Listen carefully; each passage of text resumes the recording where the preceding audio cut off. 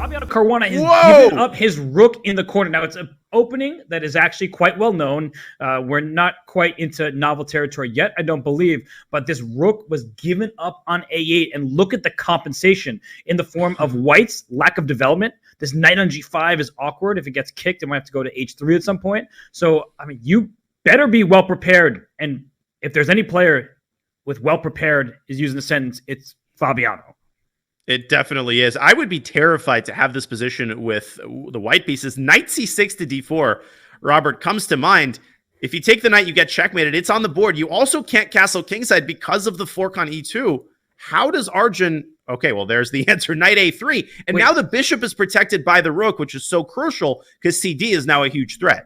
And if you take on a3, removing the guard of c2, as you just pointed out, c takes d4 is available. But what about knight e2 for black? You don't see a move like this very often, but that queen has to move out the way, and then the knight can even go to f4, so your knight is just kind of journeying across, and he does take on a3, but c4. What? C takes d4, and white is just winning. No, I mean, or am I overestimating this? Maybe it's not the simplest position, but it looks like it's just bad for black. And the eval bar, I mean, skyrocketed. Listen, for starters, white could just castle kingside here. I don't think that's the best move. It looks like knight e4 basically ends the game on the spot. But even after castles kingside, e4, queen h4, clearly white's initiative has fizzled out, and Arjun has found the best move.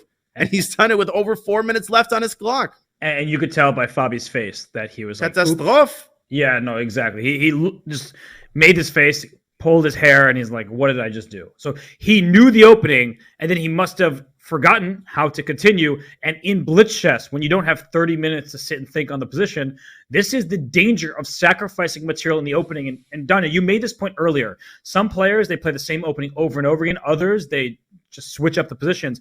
I think that Fabiano, at the halftime break in this time control, he'll probably go and study it. But I would not repeat that until I've had a solid look at the line. Oh, without question. And this is a total catastrophe. And the game is just over because after knight takes e4, queen takes g1, I mean, Fabi might resign here. And now, remember, the white is up in exchange and a pawn. You're going to drop another pawn on g7. At this point, there's no compensation. And Arjun wins game 2 in 15 moves.